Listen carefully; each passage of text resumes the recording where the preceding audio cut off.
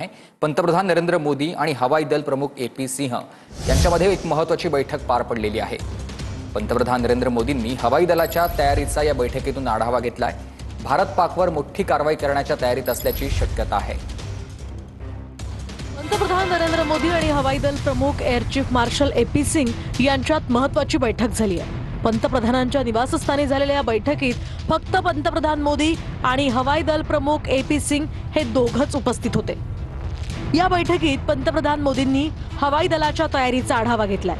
भारत पाकिस्तान मधल्या तणावाच्या पार्श्वभूमीवर ही बैठक अत्यंत महत्त्वाची मानली जाते। याआधी navy chief admiral Dinesh Tripathi यांच्यासोबत सुद्धा पंतप्रधान मोदींची बैठक झाली होती। तर अरबी समुद्रातल्या भारतीय नौदलाच्या तयारीबद्दल पंतप्रधानांनी यामध्ये माहिती घेतली होती। त्याआधी पंतप्रधान मोदींनी लष्कर प्रमुख, हवाई दल प्रमुख आणि नौसेना प्रमुख यांची एकत्र बैठकही घेतली होती। या बैठकीत chief of defence staff Anil Chauhan आणि राष्ट्रीय सुरक्षा सल्लागार अजित डोवाल सुद्धा उपस्थित होते। पहलगाम हल्ल्यानंतर पंतप्रधान मोदींनी सीसीएसची सुद्धा बैठक घेतली।